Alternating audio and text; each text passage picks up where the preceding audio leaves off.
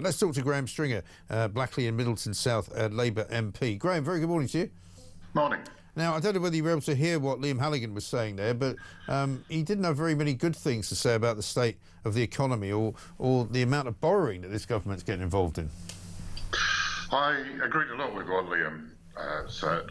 One of the things I didn't agree with him about when he said that this Parliamentary Labour Party is the most left-wing Labour Party that there's been for some time, and that's why the benefit cuts that the Chancellor of the Exchequer put forward didn't go through.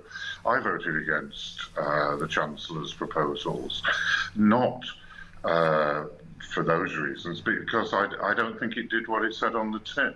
What we needed was a proper discussion. There have to be bigger cuts than the Chancellor was talking about at the time if we're going to get the economy stabilised. But we have to have a proper discussion about that and make real choices with real priorities. What she was proposing would have hit people who needed the money and actually wouldn't have taken some of the fat out of the system. I remember the time when the Labour Party used to say, we need a bonfire of the Quangos. Yeah. We still need a bonfire of the Quangos. Should go now. So we've got more civil servants in London now than we had 10 years ago.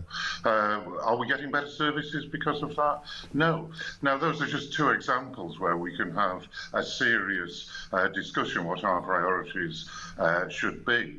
And my criticism of the Chancellor is that she didn't prepare any ground, prepare the facts and information so that we could make those choices. Well, that's the problem, isn't it? Because an awful lot of the plans are nothing more than kind of, say, natural wastage. I mean, they did announce a plan to try and reduce the numbers in the civil service, to reduce the headcount, but then when they announced it, it was really just a sort of a voluntary scheme for people to retire a little bit earlier, maybe, or to take up a position where they would work for less time in the week. You know, there's nobody really taking the bull by the horns, it seems to me. And the same with the benefits cuts. And you're quite right. I know not everybody voted with the government on that.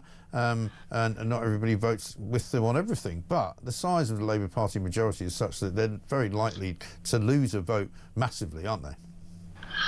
It's most unlikely that they will lose a vote, but there was a time during the discussion when effectively the Prime Minister didn't have a majority on the floor of the House for what was being proposed by his Chancellor. Yeah. Now, that's careless when you've got this huge majority. And he and she got into that position because the proposals weren't very good and they'd not done the basic political groundwork on issues. Yeah, I mean, are you worried, though, as well, about the sort of unpopularity of this Prime Minister? Keir Starmer, the most unpopular Prime Minister, I think we can say, for many a year, certainly more unpopular than I can remember. Are you worried about that as a Labour MP? Of course. Who wouldn't be worried if the leader of your party had hit record levels of unpopularity? And I agree with what the person who phoned into said. We shouldn't be giving publicity to reform.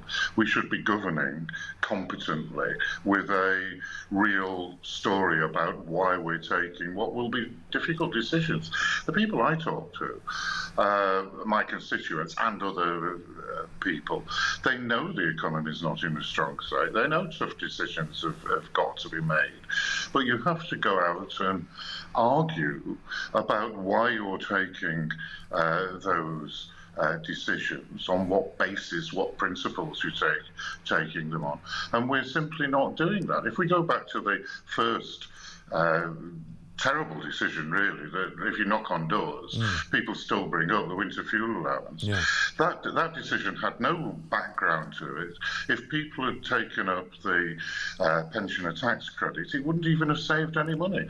But I can assure you that we've been doing a bit of knocking on doors in my constituency, and people are still talking about it, even though the government have rowed back on it. Yeah, and people still talk about immigration, Graham, as the biggest worry now that they have in everyday life. And again, you know, I've got to ask you about Yvette Cooper. Yvette Cooper 11 days ago said that they'd started this, you know, one in, one out scheme. They'd started to detain people and they would be returning them. And she then said, we'll be giving you regular updates. And we haven't had one since. Well, if we go back a bit further, the gangs haven't been smashed.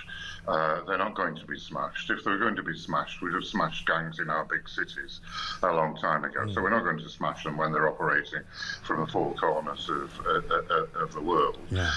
Secondly, the one in, one out is still accepting people coming into this country in an illegal way will stay here.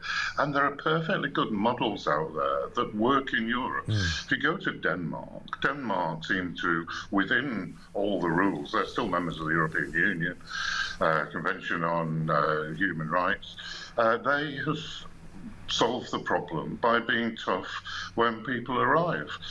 We are not being sensible when people arrive.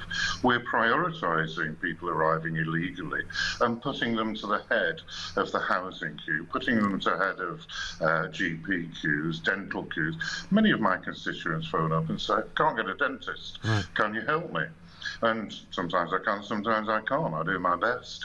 But people are getting dental treatment when they arrive and they're getting funded. Whereas if we use the Danish system, where their level of immigration in a perfectly civilized social democratic country is tiny. That's the problem, isn't it? Because there's a sense as well, you know, Keir Starmer will no doubt say he has to go over and sort of talk to Donald Trump and sort out what's going on in Ukraine. But there's a sense from a lot of the people that listen to this show and to watch this show who say, you know, he's got a lot of problems to fix at home.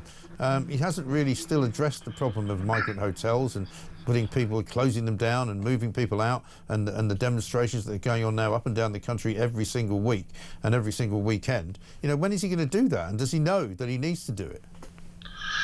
It goes back to my point. Obviously, the Prime Minister of the United Kingdom has a role on the international stage. He can't ignore Ukraine, can't ignore what's happening in the Middle East, because at the end of the day, our security depends on getting the best solutions to those almost intractable problems.